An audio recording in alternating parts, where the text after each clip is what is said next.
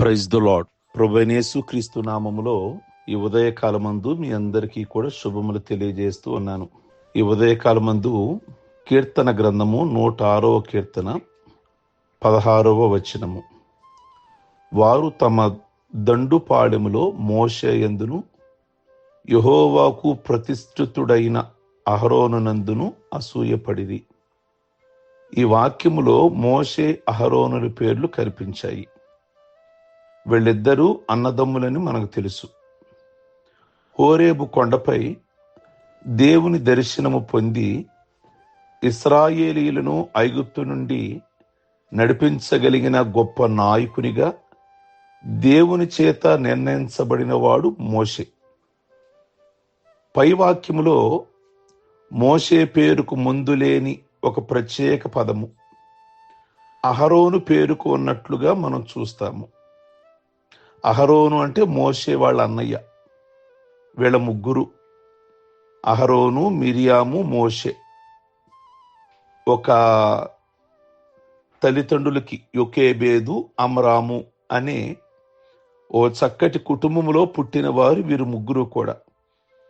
అహరోను అంటే ఇశ్రాయేలీలకి మొదటి యాజకుడు.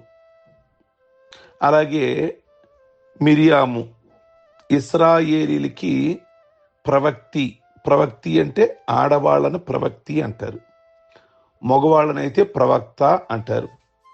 ఆవిడ ప్రవక్తి. మోషే ఇశ్రాయేలీలను 40 సంవత్సరాలు అరణ్యంలో నడిపించినవాడు.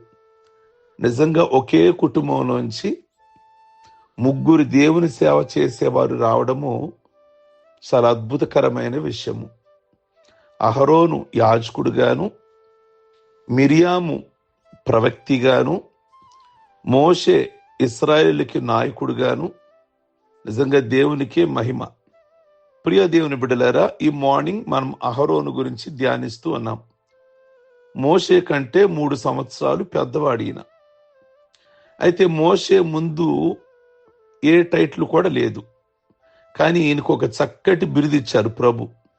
యెహోవాకు ప్రతిష్ఠితుడైన అహరోను అని వ్రాయబట్టం మనం చూస్తాం. అంటే ప్రతిష్ఠుడు అంటే పరిశుద్ధుడు, సెయింట్ అనగా పరిశుద్ధుడు. కనుక ఈ పరిశుద్ధుడు అనే పదము ఎందుకు వ్రాయబడలేదో మోషేకి, అహరోను దేవుని దృష్టికి ఎలా పరిశుద్ధుడు, ఆయన ఉన్న పరిశుద్ధ లక్షణాలేమిటో మనం వాక్యములో గాని గమనించగలుగుతాము. బైబిల్ గ్రంథంలో నిర్గమాకాండము 14వ అధ్యాయము, నిర్గమాకాండము 4వ అధ్యాయము 14 నుండి 16 వచనం వరకు ఆయన మోషే మీద కోపపడి, లేవీయుడగు నీ అన్నయ్య అయిన అహరోను లేడా? అతడు బాగుగా మాట్లాడగలడని నేను ఎరుగుదును. ఇదిగో అతడు నిన్ను ఎదుర్కొని వచ్చుచున్నాడు, మీ అన్న.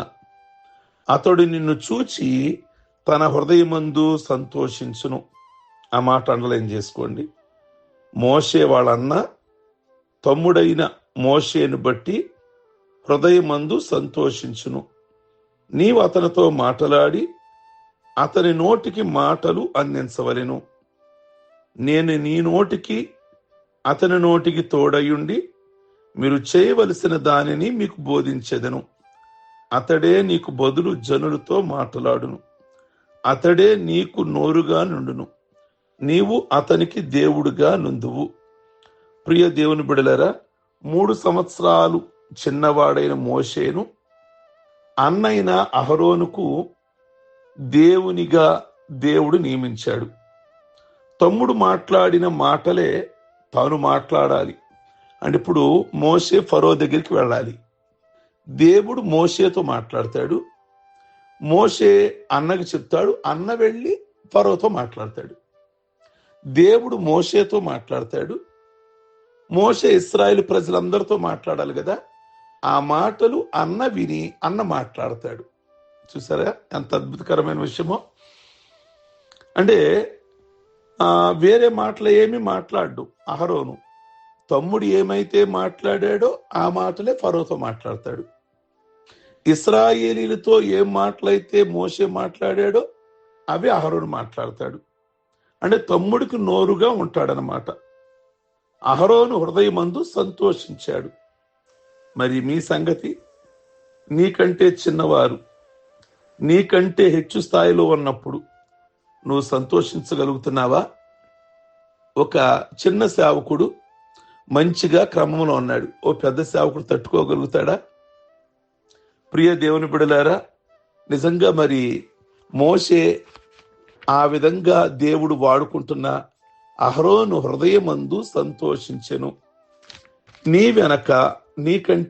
వెనక రక్షించబడిన వారు, నీ ద్వారా రక్షణలోనికి వచ్చిన వారు, నీ ద్వారా సంఘంలోకి వచ్చిన వారు ఆత్మీయంగా సాగుతూ ఉన్నారు, నీకంటే బాగా వాడబడుతున్నారు.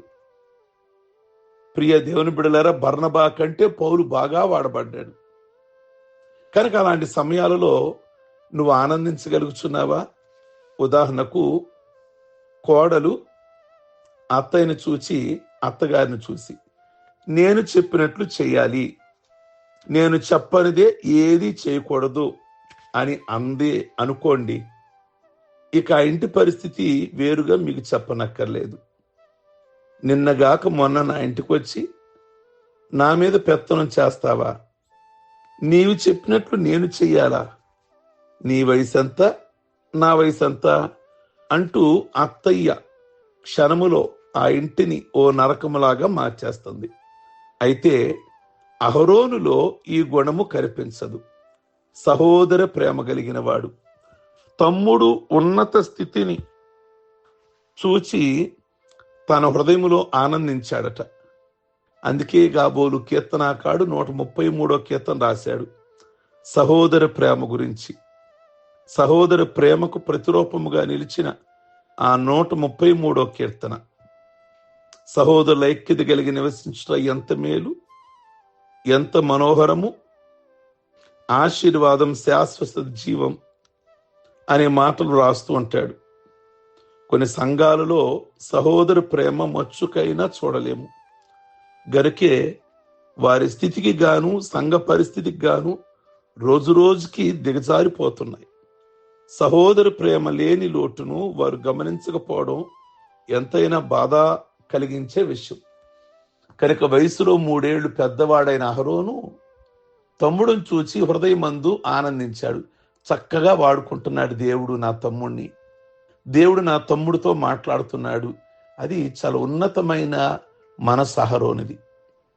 ప్రార్థించుకుందాం. సర్వశక్తి కలిగిన తండ్రి, ఈ మాటలు మా అందరికి దీవెనకరముగా, ఆశీర్వాదకరముగా ఉంచి, మేము కూడా మా ద్వారా రక్షించబడి మందిరంలోకి వచ్చి ప్రభువా గొప్ప సేవ చేస్తున్న వారు ఉన్నట్లయితే వాళ్ళని బట్టి మా హృదయమందు ఆనందించే మనస్సును మీరు మాకు దయచేయమని ప్రార్థన చేస్తున్నాము.